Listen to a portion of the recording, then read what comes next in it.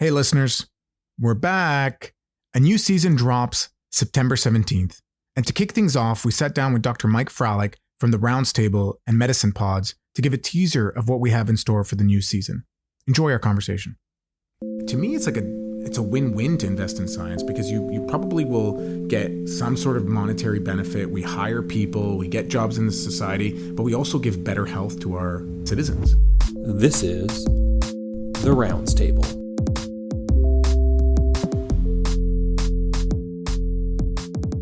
All right, welcome back, listeners. A brand new episode in store for you today. I am joined by Dr. Mina Tadrous. Mina is a pharmacist at the Leslie Dan School of Pharmacy here in Toronto, and he hosts the I'm Pharmacy podcast. Mina, I'm so happy we had the chance to have this conversation. Yeah, awesome. Thank you for having me, and we're excited to be here and talking about this. Yeah, Medicine Pods is just over a year old, a year young, and as we look towards adding new podcasts and new content, I've been a big fan of your show. It feels like it delivers content related to pharmacy, related to tangential concepts, but really new content. So maybe we start, what was the origin story for your podcast? Yeah, so I think it was really interesting. I think at one point I never even thought that I would be hosting a podcast. I don't know about you, if you ever, as a young child dreamed about it, but you know what I mean, in the sense, it wasn't part of the plan. And then we have a really great communications team at the Faculty of Pharmacy. And there was, funny enough, a group of students had tried to start a podcast. And that was actually the first season of the I'm Pharmacy podcast. They'd done a great job of selecting some really interesting topics, but it kind of lost a little steam after that first season. And the communications team, who I'd been working with because we'd been doing a whole bunch of media, met and kind of talked about the challenge in our faculty. One of the biggest challenges in the Faculty of Pharmacy is that there's a lot of people doing really cool stuff, but it feels all over the place. We have people who are designing drugs and doing very basic science. We have people who are clinical pharmacists that are in the hospitals across the street. There are people who are doing work on ethics and poli-science and people doing data stuff like I do. And so from the outside, it looks like there's no cohesive imaging. And so when the communications team was trying to come up with something, they said, well, we want to build something that's going to communicate the faculty and try to hit on the pharmacy side, the pharmaceutical science side. How do we bring that all together? And so that first season, I pitched them, there's one unifying thing, and that's drugs. And we pitched that first season around what is the life of a drug, because in this building, we cover all of it. Right. We cover everything from discovering that target and that molecule all the way to making sure that drug gets paid for and is stocked in the pharmacy. And so that became the first season, and that was the image. How do we bring researchers and communicate out what's happening inside this building? That was the first season that we did together. Very quickly after that, we realized that there was a lot of interest from outside the building, and how does this building fit into the broader community right here on university and college, working with the hospitals, policymakers around the corner, and what does it mean to be a U of T? And so from then, we've actually done 3 other seasons where we've built on top of that momentum, but reached outside of the building and tried to pull it in, hitting a lot of topics in healthcare and a lot of things that are grounded in the work that pharmacy does and within the healthcare system. So the idea here was, how do we better communicate what's happening in research and science out to the public? And we've learned quite a bit over the last few years. Yeah, that makes sense. I mean, kudos to the leadership team for backing and supporting this. That feels like a tremendous amount of foresight. Yeah, actually, to be honest with you, it was really incredible that in the very beginning, when we put the one-pager together of what this podcast would look like, the dean reviewed it. And she had a lot of really great insights on what direction, but kind of gave us the freedom to go with it. When I met with the communications team, I had 3 stipulations to me doing this. The first was, I didn't want it to just be like one of those podcasts where there was just one conversation. I wanted to tell stories about science and spend time trying to communicate that. The second was that we would try to bring in lots of cool researchers and bring people in, that it wasn't about me at all. And then the third part was that every single season we had to pick a different hip hop sound to start the episodes. And so those were my 3 stipulations, and they met them, and we've been kind of, working with it since. Nice. This really, I need to reflect on this, and I need to go to the U of T leadership for internal medicine to be like, hey, look what pharmacy has done. Yeah. We're trying to do the same here. Pony up some money, pony up some support. We didn't go the hip hop route. We went slightly more electronic vibes as our intro music. My brother John, I don't know if you've met him before. No, I've never met John. So general internist, works in Calgary. We sound the same, we look the same, but like he also got the like musical gene. So like he can play the guitar, he can play the drums, he can play play the keys or something like that. So anyway, he had total control over the intro. So did he actually make the music for your... Yeah, it was him, and then my brother was in a band, which is, on brand with the musical gene. So I think he collaborated with one of his bandmates on the intro music. So one thing you might not know about me, Mike, when I was in high school and college, I used to freestyle rap.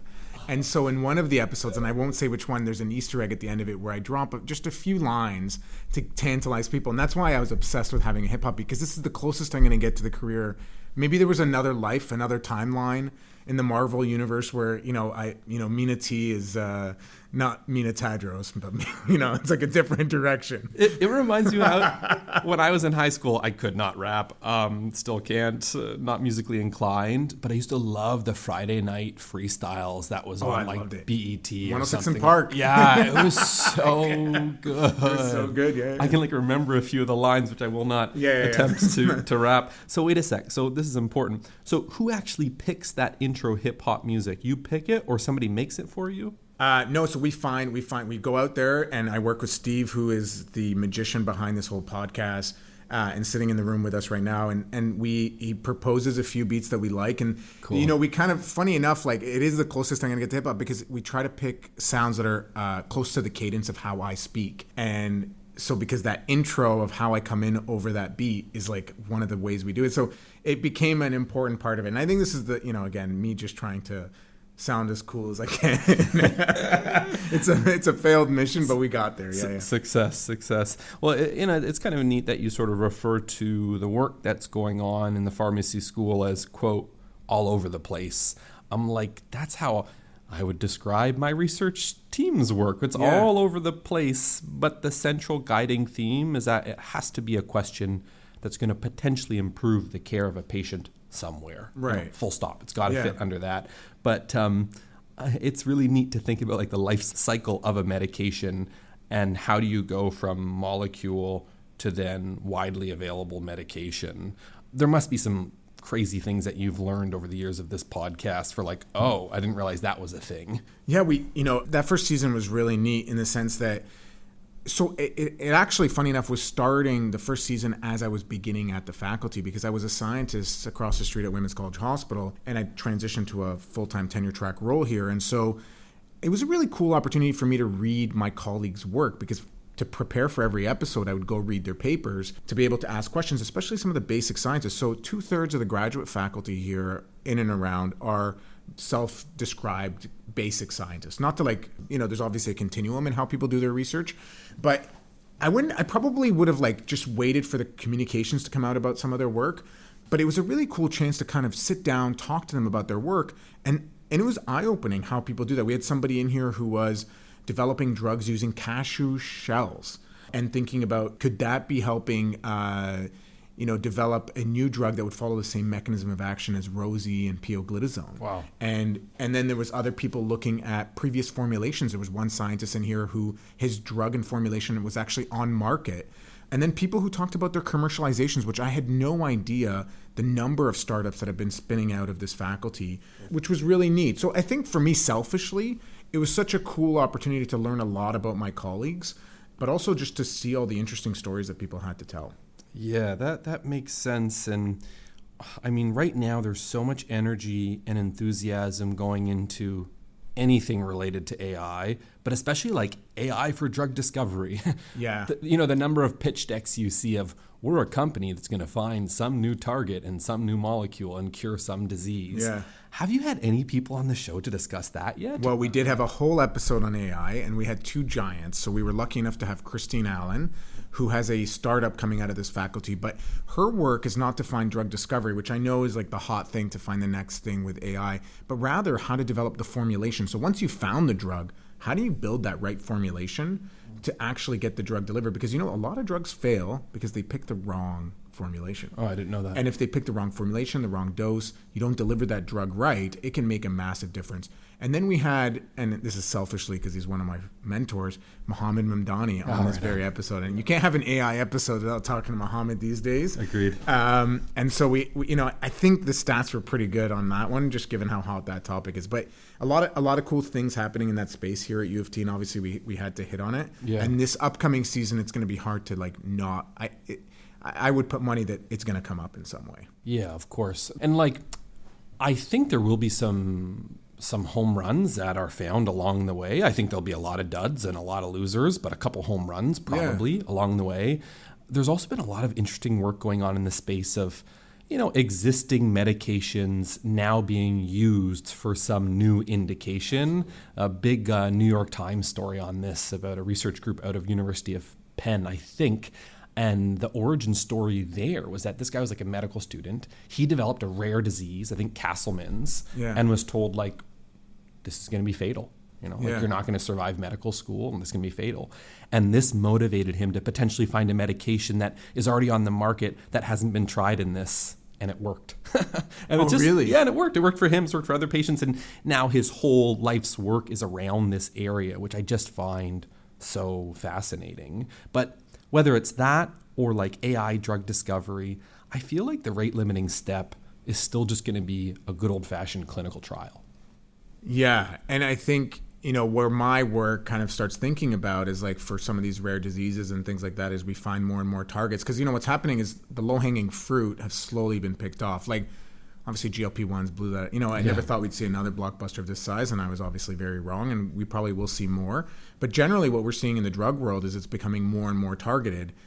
And so the challenge there becomes, how do we ensure that we develop clinical evidence in a proper way that's robust? But when you only have like 50 people, how do you do a clinical trial? And so we're thinking about how RWE fits into that, and there's a lot of cool things that people are doing, but also how to do it properly so that you are meeting that rigor that we're so used to with the RCT. Yeah. That's sort of the big challenge. But again, we had a whole episode on like the challenges of rolling out an RCT. One of the episodes we talked about was RCTs during the pandemic with the vaccines. And we actually spoke to someone who led some of those for one of the companies. And he had a really great insight on like imagine rolling out a trial. And I know you did a lot of trials during COVID, and every week it was changing. Yeah. Right? Like every week that, the patterns of disease were changing. You didn't know if all of a sudden we were going to get a new lineage of the virus and what was actually going to happen in that space. And actually that's the episode that we won an award for, looking at what the challenges are of planning trials in that space and then also in pediatrics. Interesting. Yeah. Like I remember very early on in the pandemic, as I was caring for patients hospitalized at Mount Sinai across the street with COVID, a little bit older than me, and becoming critically ill and then going to the ICU with COVID. And it made me realize with no uncertainty that what we need right now are randomized trials. Yeah. That's all we need. That's all we need. And I had the good fortune of being part of a half dozen trials related to finding treatments for COVID-19. Quite the journey. And also it's like, it's pretty humbling because we were doing one clinical trial of convalescent plasma. And I remember seeing a patient and he consented. We randomized him. He did not get convalescent plasma. And then, 24 hours later, he gets worse, goes to the ICU, intubated, life support. And the whole time I'm thinking, oh man, like if only he got convalescent plasma. And you realize how powerful those cognitive biases are. Right. Because when we finished the trial, convalescent plasma did not work. Right. It probably hurt patients. So it was just like, oh man, that's the power of randomization. But that emotion of wanting to give that patient everything you have. Yeah. And I'm a doctor and a researcher, and still that cognitive bias is so strong. He did not get this treatment. Now he got worse. If only he got the treatment. Yeah.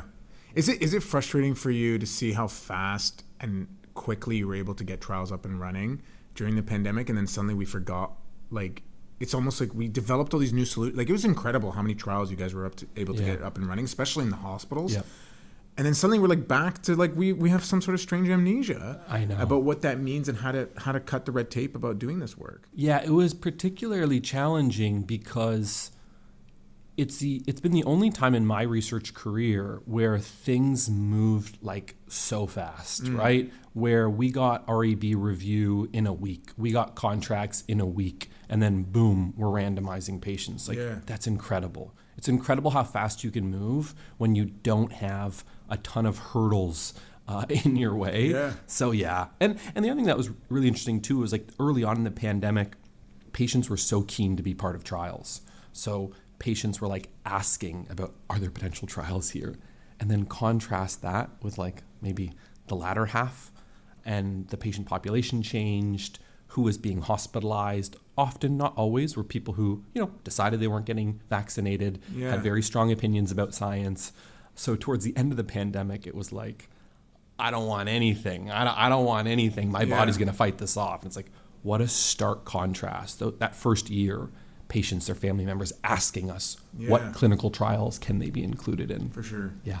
I think for us also, like, just how everyone had a crash course in how drugs were approved, right? Like suddenly people were like, when's the FDA and Health Canada approving it? Like people suddenly in the public, first of all, knew what an epidemiologist was. And then second of all, started to know what the drug approval process was like. So for me, that was kind of interesting to watch that. Yeah. But then it feels like, we've just forgotten everything. Absolutely. And like we made a conscious effort, and it was a large team that put together the sort of inpatient trials unit mechanism. So we have kept that running, and now we've done maybe 3 or 4 or 5 non-COVID randomized trials for like bloodstream infections. And that's been exciting and pretty motivating. The platform you built is pretty awesome. Yeah, the platform, and there's a lot of hype around adaptive trials and how they're the way of the future. I find the people who say that have never actually run an adaptive trial, because in real life, what it's meant is like every 3 months, new update, brand new, change the protocol, need a new amendment, need a new this. And you just sort of see your bank account dwindling as you're paying for your research coordinator's time for all of these updates. So I got very skeptical of adaptive trials by the end of the pandemic, but there's still a definite role for them. It's just the execution can be much more challenging. Well, either way, they are, I think that the trials, like the resources required for them, they take investment, right? Yes. But they are kind of the standard, right? Like that's what we need to sometimes make the best clinical decisions. Yeah, and when I'm on the wards with the research trainees, like I ask them, like, why do you think if somebody comes in with a heart attack, we know exactly what drugs to give them? Whereas if a patient is hospitalized with a bloodstream infection, all of us are kind of making it up. Yeah. There hasn't been the same money, motivation, incentives from a pharmaceutical company for the latter. And I think a lot of the trials that we're now seeing in the inpatient space, it's because of CIHR, NIH, if that's still a thing, funded grants to actually bring them to life. Yeah, no, it's, to that point, like I think it's scary, the cuts that are happening. The NIH has been carrying the weight. Yeah. I think, sadly, a call to our own funders here that we've been kind of benefiting from that. Yeah. A lot of Canadian researchers have, and globally, that we need more money in science, but also just very scary that pull away from the largest funder in the world of science to start saying like we're not going to fund as much. And am I right to remember that you were thinking about going to the U.S. when you were looking for a 10-year track position? Yeah. Man, imagine. Yeah, I think I was just on a call right before here where I had 2 or 3 NIH grants under review that got pulled. Oh gosh, we've had to like navigate what collaborations look like. My colleagues in the U.S. are unsure, like can they even list me as a collaborator because of the current like stipulations around who can be on grants and what can happen. It was already challenging in our space to do policy work and data work that drives that and to get funded. Like frankly, like it's been more challenging, but to suddenly be unable to kind of tap into all of that is also just frustrating. But from our sense, at least I'm here and our roles are protected and we still have funding. Some of my colleagues in the US are letting graduate students go, shutting down labs. It's a pretty, I think a pretty dire situation for science down there, and especially for early career folks. Yeah. Like a lot of them don't have the capacity and the connections to get money from, in the U.S., like getting money from donors is like a really big thing, and that you don't get that when you're junior. No. And so that's where the brunt of things are happening, and I think that in the next season, I think that's going to be, just a teaser. One of the areas that we want to talk about is like, what does that mean for Canada? What is our call here to do this kind of work? Can we step up? Is anyone listening? Right, exactly. And I think, seeing science as an investment.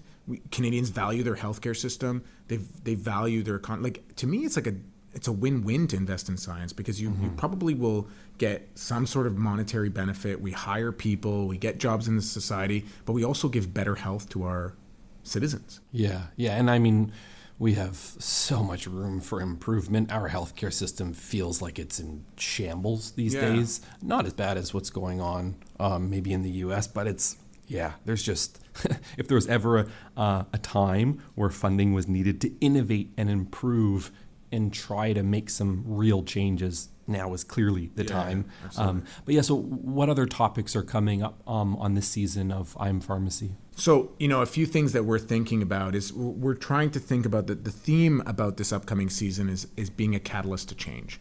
And how does that change come about? Whether it's a good change, a bad change, or if it's a change that needs to happen. And I think we're going to try to hit that theme a little bit when thinking about science, thinking about how social media is affecting how science is communicated.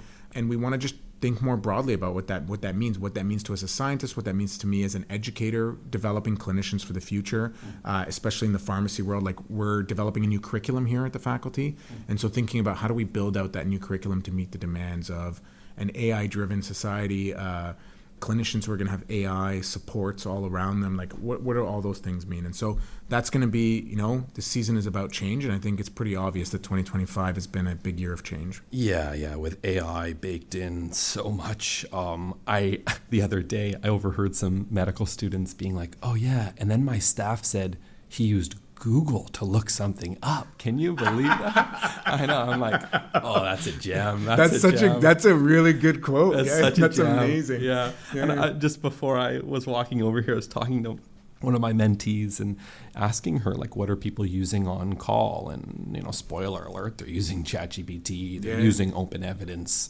No surprises there. And they are powerful tools. And I'm humbled how quickly they're getting better and better. They are. Yeah. But I think at the same time, I'm also concerned about the over-reliance on them and not questioning what actually happens. So we did this interesting thing. So part of my work is we've developed these, I do a bunch of work on supply chains and drug shortages, but an important component of that was understanding which drugs are most clinically important. So to do that, what we did is we crowdsourced doctors across Canada using a validated algorithm, and we got them to score every drug available in the country on a number of components. So then I had the question of, could I get AI to score it the same? Because I have this pool of all these clinician scores. Yeah. How does the AI compare to the clinicians? And, when we compared the scores, we found that the AI was way more rosy colored glasses than that. Always scored the drugs much higher. And always didn't understand the nuance of a lot of the different nuances, was chasing sort of like when you think about a single drug, the major indications, not taking into account minor indications. And so for me, it was sort of a pause to say it was close in some places, but I think in some other areas where the nuance is really important, we're still not quite there. 100%. I have two tangential thoughts in my mind. But first, how did you get doctors to respond to a survey? Free coffee? We paid for their time. Okay, paid for their time. Yeah. We went old school. I went old school, and we gave them, but also I think they knew that they were helping support Canada's supply chain. Yeah. And so the mission statement was probably the most important thing. And then we were paying for time, and as we continue to crowdsource more, pharmacists, doctors, whoever it may be that's going to help us build this, we pay for their time. Yeah. I mean, I respect that very much so. And we did some similar work where we were trying to build out a corpus of information, and we thought, well, medications, clearly ChatGPT can just create a table for medications and, side effects, dosing, all that stuff. And we realized very quickly that the responses were all over the map. Yeah. And although the two trainees asked ChatGPT the exact same question, they got different answers. And that's not a bug. That's a feature, right? Right. These AI models, they're probabilistic. They're not deterministic. So they're going to give different answers to the same question that's asked. But that's very problematic if it's in the hands of a non-expert who just assumes this is correct. Well, what I also worry about is the bias that's in the data that comes in. So, for example, we know that when there's a new drug on the market, there's a lot of literature that gets published that is funded by people who have incentives to make sure that that drug is used, Yep. and people who are maybe excited about new drugs. Like, it's not always like a very, evil kind of side of like making sure you use the drug, but there's always more excitement of what's shiny and new. And so if the literature is leaning that way, and probabilistically it's more likely to find very positive things, and I think that's why it was scoring certain drugs way more positively than other drugs, and much higher than the clinicians, because the clinicians had a more balanced view. They were just like, they'd Right. use the drugs, they understood where it was good and where it wasn't, but at the same time, the literature was leading it in a certain direction. And I think that's much more concerning to me, especially when you have new shiny things. Yeah, that definitely makes sense. And I keep going back and forth on this. I don't know if it's a fool's errand or not, but it feels like there's the opportunity for a really high quality corpus of medical information that is highly, highly curated, because all of the major large language models, they're all using the same corpus, which is like everything on the internet. Yeah. And advantage of that is there's so much content. But the drawback, the drawbacks are manifold. One being the biases, especially if something's brand new. So I don't know. We keep going back and forth. Should we do it? Should we not do it? But it feels like right now that is a So we're going through problem. the same problem right now too. So we're trying to develop a tool that helps pharmacists and doctors respond when a shortage happens. Okay. Because when instantly it happens, you want to know who's going to be affected, what dosages, what indications are you worried about, who can you switch to other products, and who do you not have a choice and you want to use this? Because when a shortage happens, it's rarely zero drug. It's usually you cut your supply in half. Yeah. And so now you have to play scarcity, right? Like, so for some drugs, and this, and like some things are nice to have and some things are must have in certain populations. It could be the exact same drug for different indications. So the problem we have in that space is that if I limit it to a number of resources, so we're building this AI tool, and if I limit the resources, all I'm going to get is on-label use. And say you take a drug like norepinephrine. Yeah. Have you ever looked at the label and what you actually use it for? No. Completely different. Really? And so some of the older drugs and the things that we're doing, so the off-label use. And then the other problem is, as things change dramatically, are you constantly be able to bring in new information? So we have the same challenge with the balance of how do we get at off-label use and things that are actually happening in the real world, but not limiting it to just the vetted information, as long as we have the right information. And then how do we balance that with always making sure that it's constantly updated in a way? Because we know that tertiary vetted research lags. It's not fast. And so that to us is the big challenge when solving this problem here. So, I feel you on what we're trying to do. I think the idea here is to have guardrails that we can navigate with it, but also try to like maybe prioritize the information to it. Yeah, that makes sense. And we've been thinking a lot on like how do we get the best out of AI to make life easier for physicians, for pharmacists, trainees. One tool that we created a couple of years ago now is Trial Files. And what Trial Files does is there's two pieces of kind of software under it. One is this piece of software we call Paperscrape. Paperscrape monitors Medline. It monitors Medline mainly for randomized trial from high-impact journals, creates a repository of those, finds the clinicaltrials.gov identifier, scrapes more data from clinicaltrials.gov, and then synthesizes the clinical trial, Cool. like 4 sentences or less. Yeah. And that's been a fun initiative to work through over the past couple of years, and also to see how much better the models have gotten, but also how much the price has dropped. So every time we summarize, we are using one of the APIs through ChatGPT, and like the cost per token or like cost per word has fallen. I think it's like 500-fold compared to when we started. Yeah. So before it was like, we have these bills for $30 a month, $20 a month, whatever. Not that much, but that can, stack up. Whereas now it's like pennies. That's awesome. Yeah. So that's been exciting to see the price come down so much. Have you been using that to get ideas for the podcast? Yeah, actually, one thing we've been doing, because sometimes I will, it's my larger research lab that runs Trial Files, but sometimes I will get the email and be like, oh, I didn't know about that cool. trial. Yeah. Let's include that on the podcast. Well, it's so hard to like stay on top of things. Like, maybe tell us like, how do you pick topics?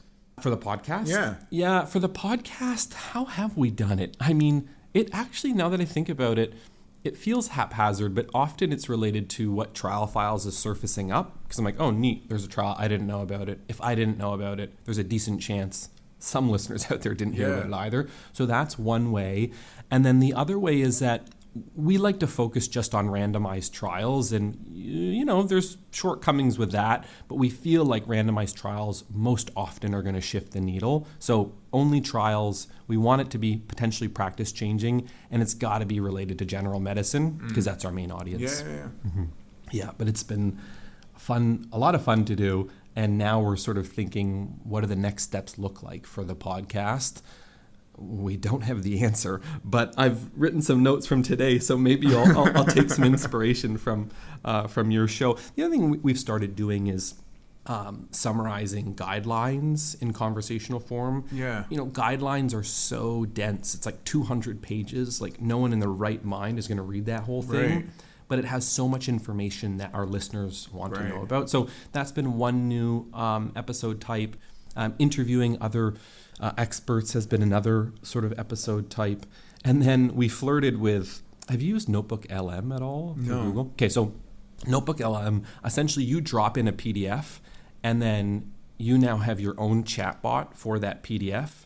And then you also have an audio podcast of two people discussing this PDF like a conversation. That's too cool. Yeah. And you hear it and you're like, this sounds like two human beings talking. Yeah. After you listen to a couple of episodes, you'll be able to tell, oh, this is not, generated by real humans. Yeah. So I proposed to my brother, what if we start doing that? And he's like, no. If we're running a podcast, we have two humans talking, we're not going to farm that out. But like the NEFJC podcast, which is called Freely Filtered, now once a month, they just have Notebook LM doing the story. Yeah. So, now we're going to get even more podcasts. Like this is going to be so anyone can make them. Yeah. And now it's really easy with some new models. Like you could spend maybe 2 minutes just talking to this model and then it will learn the style of your voice. Yeah. And then you could load in a PDF and it will review this article like it's Mina Tadrous. Yeah. Yeah. So it's so do you feel because of this that now you have to have some sort of ingenuity that's not just summarizing the article? Like, does that put pressure on you as the? I don't think so. Like, I think people don't have a ton of time on their hands, so they are just going to use whatever channels they're already using to listen to content. I hope that. Maybe I'll be totally wrong, but and maybe my brother's listening to this episode, and I'll try to convince him. I actually think we should have some AI generated episodes. Makes our life easier.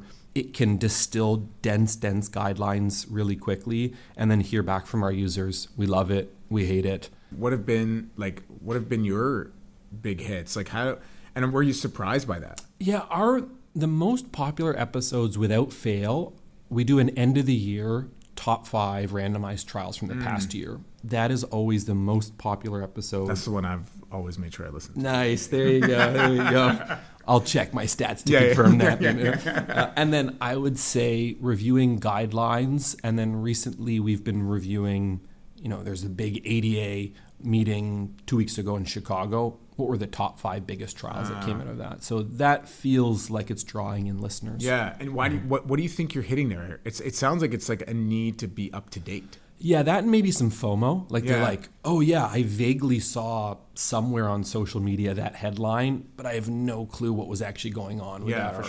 Sure. Cool. I'll spend 5 minutes to hear what John and Mike think about it. Oh, interesting. Yeah. That's what I think. But it'd be good to hear from the listeners. And I don't know, we don't get a ton of listener feedback on our show. Do you get many people writing in? I get a lot of messages. Okay. So LinkedIn is usually the way that I get messages. I would say like 80% of it's pretty positive, and then there's the 20%. And I also appreciate it, to be honest, about feedback about things that they think we could do better, or things that they think we can be improving, or topics they think we should cover. I think because we have a wide array of topics, people feel like they can pitch us ideas, which I love. I love that because, I've always, even in my own research, I don't really come up with my own ideas most of the time. Like usually clinicians, people I talk to will say, I'm struggling with this thing or whatever, this is interesting. And then it gets my hamster going on the wheel. Okay.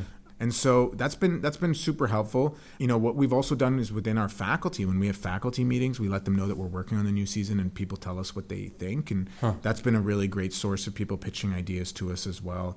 And so, I'm not Santa Claus. I'm not getting like piles of letters or anything like that of any sort, but we are, we do get a few messages and people reach out to us. And I think I often when we run into people, they'll be like, "Oh yeah, I've listened to your podcast before," and like that's always kind of exciting. I think makes you feel like a mini celeb in a way. Yeah. Well, yeah, and you're like, oh, good, like people are listening. Right? People are listening. Yeah. It's not just my mom, because have I said this story? So one time I'm sitting in my car. Yeah. And my wife's like, you should do a podcast about like how drugs are approved and stuff. And I turned to her and I said, Karen, like that's literally been the first season. I'm like, you don't listen to my podcast. And she turned to me and said, well, Mina, I am not pharmacy. Yeah. I got an even better one. If my wife's not listening to it, what am I going to do here, right? I got an even better one. My brother and I, we were recording an episode. And I was saying, well, John, I mean, like, obviously, you heard my interview with Jeffrey Carson a few weeks ago. And he's like, oh, I actually the co-host. Yeah, I'm like, John, if you're not listening to it, like, what do you think we're in trouble. Yeah, we're in big trouble. You got to lead by example. At least pad the stats yourself. Yeah. I appreciate his honesty, though. Yeah. That I'll give him points for. That's awesome. But yeah, I mean, like we're super excited to be hosting your podcast on Medicine Pods. Our goal is that Medicine Pods will just bring together a ton of great content related to the practice of medicine. Yeah. So super excited for your podcast to be joining. And, we're happy to have you and happy to see where this kind of goes. No, we're really excited. We're excited to be a part of that community and sharing a lot of the great things that are happening here in Toronto and around the province, around amazing things happening in both medicine and pharmacy. And hopefully, one of the reasons to do this is like cross-pollination, that some of the people that we draw in could listen and hopefully get new listeners, and do the same for some of the amazing podcasts that are going to be on Medicine Pod. Yeah, maybe get a freestyle rap battle going on at some point. Maybe that's what's going to come out of this.